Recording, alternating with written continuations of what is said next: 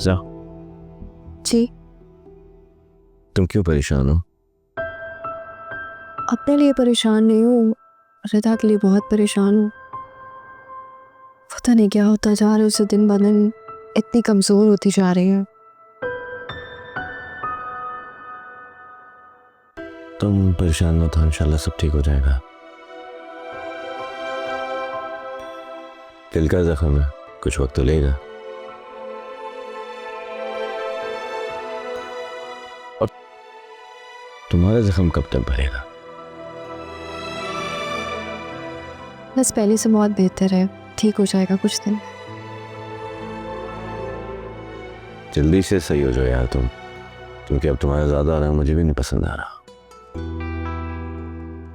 क्यों? बकौल अम्मा के जख्मी लड़की का रिश्ता मांगते हुए अच्छी नहीं लगेंगे ना। अच्छा, तो आप चाहते हैं कि मैं जल्दी से ठीक हो जाऊं, अपनी तकलीफ भूल जाऊं? कितने सेल्फिश है आप। सेल्फिश नहीं, असल में मैं जब बाहर होता हूँ तो सारा ध्यान तुम्हारे ऊपर रहता है। जब तुम आ जाओगी तो खुद तुम्हारा ख्याल करूँगा।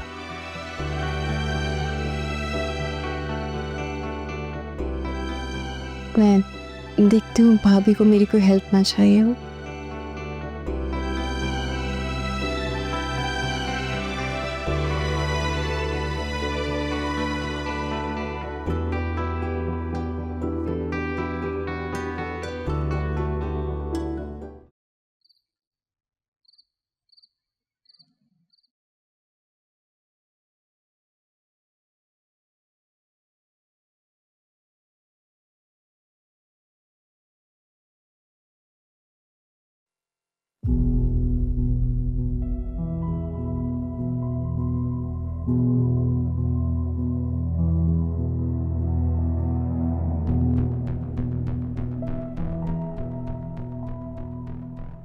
क्या देख रही हो? बस यही देख रही हूँ, क्या आप इतनी तवज्जो से किसको मैसेज कर रहे हैं? तुम्हारे इस पागलपन ने तुम्हें बेसकून कर रखा है। क्यों तुम इतना शक करती हो?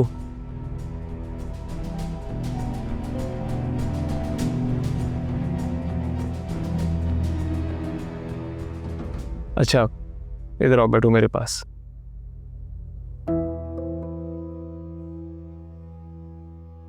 आओ बैठो।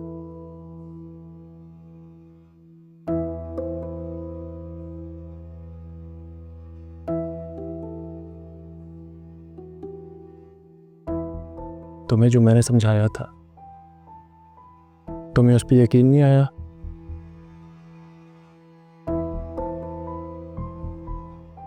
मुझे तुम ये बताओ, तुम रिदा से इतना खौफजदा क्यों हो? नहीं अरहम, क्योंकि रिदा एक जिंदा हकीकत है और आप भी तो उससे मोहब्बत करते थे ना। मुझे हर वक्त ये डर लगा रहता है कि वो आपको मुझसे छीन लेगी और मैं ये बर्दाश्त नहीं करती। ज़ीनत, तुम्हारा ये शक दूर कैसे होगा? मेरा ये शक दूर कैसे होगा? हरम साहब, मेरा ये शक तब दूर होगा जब रिदा मर जाएगी। बकवास बंद करो अपनी।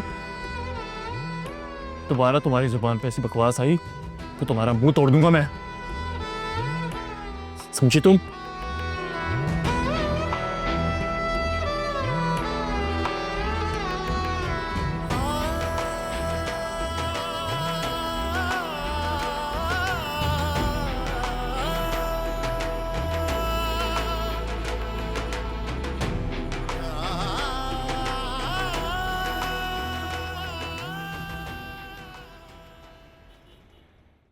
तुम्हारी वजह से ये मनहूस लड़की अभी तक मेरे सर पे सवार है। अगर तुम उस दिन यहाँ से चोरों की तरह ना भागे होते तो ये बोझ मेरे सर से कब का हट चुका होता। तुम भी मुझे ताने दे लो। ठीक है, फिर मेरी और फिजा की शादी करा दो। मैं तुमसे वादा करता हूँ तुम्हें कभी नजर नहीं आएगी। फिर अगले दिन ले जाऊंगा उसे। अच्छा, कौन से महल में? कौन से बंगले खरीद रखे हैं तुमने जहाँ इस बदअखलाक लड़की को लेकर जाओगे? हाँ, 2 दिन भी नहीं तुम्हारे साथ गुजारेगी, वापस आ जाएगी और फिर साकिब मुझे कसूरवार ठहराएंगे। बात 2 दिन की हो या चाहे 4 दिन की, तो मेरा और फिज़ा का मसला होगा। तुम अपने शौहर को समझाओ कि सादगी से निकाह कर दे जल्द अज जल्द। निकाह करवा दो, इतना आसान नहीं है ये सब कुछ।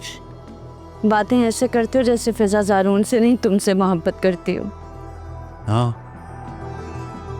तो अगर तुम चाहती हो ज़ारून और फिज़ा की शादी ना हो तो ये मुश्किलें तुम्हें उठानी पड़ेंगी।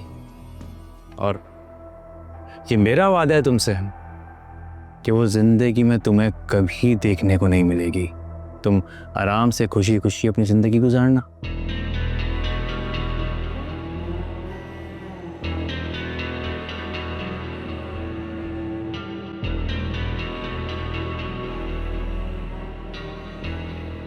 तुमने मुझे मारा ना होता ना अरहम, तो शायद मैं रिदा को बख्श देती, लेकिन अब नहीं, अब बिल्कुल भी नहीं।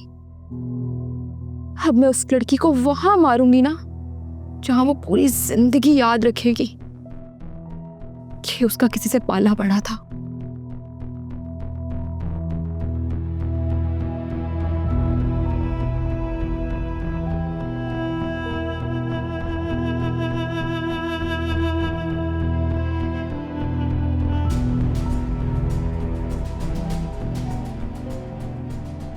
बहुत चालाक हो तुम अरहम साहब, लेकिन तुम देखना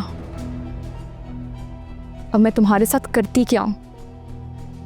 तुम्हारी सारी चालाकी ना अरहम साहब धरी की धरी रह जाएगी।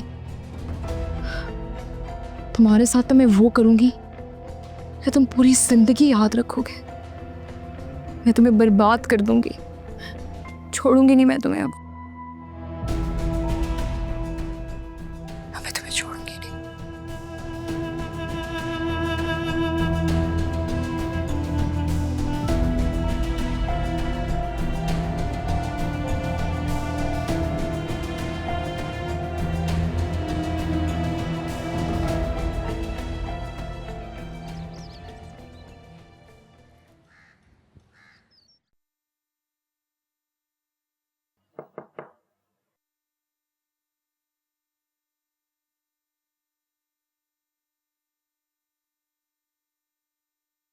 चले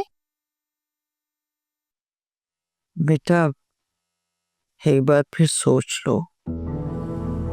मामला ऐसा है, ये ना हो कि लेने के देने पड़ जाएं। कीचड़ में पत्थर मारने से अपना दामन भी तो मैला होता है ना बेटे। मुझे तो लगता है कि ऐसा करना कम अकली वाली बात है। मामा, अगर आप ये चाहती है कि मैं अपनी आंखें बंद करके अपने मियाँ का चक्कर कहीं चलने दूं, तो आई एम रियली सॉरी। मैं ये सब कुछ बर्दाश्त नहीं कर सकती। मैं बुरे को उसके दरवाजे तक नहीं, उसके घर के अंदर तक छोड़ कर आती हूँ। आपको मेरी ज़हनी हालत का कुछ ख्याल तो है? आपको हर वक्त अरहम की पड़ी रहती है। ये सब कुछ मेरी जान लेकर रहेगा।